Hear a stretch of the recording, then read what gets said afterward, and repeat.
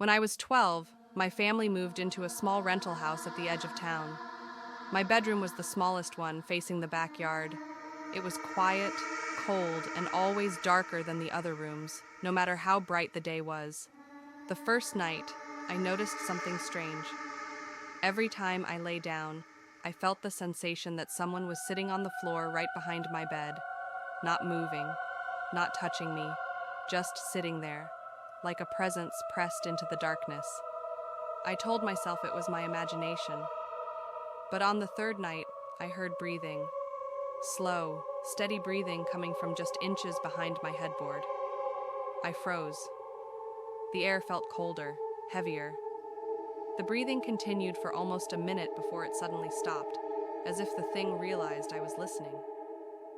The next morning, I pushed the bed away from the wall to check. Nothing was there. But the paint on the wall behind the bed had faded in a perfect round shape, like something had been sitting in that exact spot for a long, long time. 1 week later, it got worse. I woke up around 3 a.m. because someone whispered my name. I opened my eyes slowly. My room was pitch black except for the dim light from the hallway. The whisper came again, clearer this time, right next to my ear. I didn't move. I didn't breathe. Then something crawled under my bed. The wooden frame creaked from the weight. I felt the mattress lift slightly as it shifted beneath me. Whatever it was moved slowly, dragging across the floor. I could hear its nails scraping. I jumped out of bed and ran to my parents' room. My dad searched the entire room.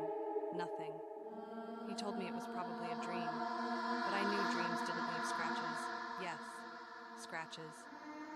The next morning, we found 4 long, deep claw marks carved into the wooden floor under my bed. They started from the wall and ended directly beneath where my pillow was. After that, I refused to sleep in my room. I slept on the couch for 3 nights straight. On the 4th night, around midnight, the TV turned on by itself. Static filled the screen, and through the static, I heard it again, breathing, slow, deep, too close. Then a shadow appeared behind the static, tall, thin, twisted, like a person stretched in all the wrong ways. It leaned forward until its face nearly touched the screen. A distorted voice whispered, "You can't sleep on the couch forever."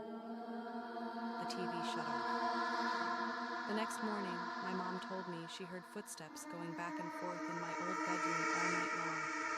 Heavy, dragging footsteps. My parents thought I made everything up until the final night.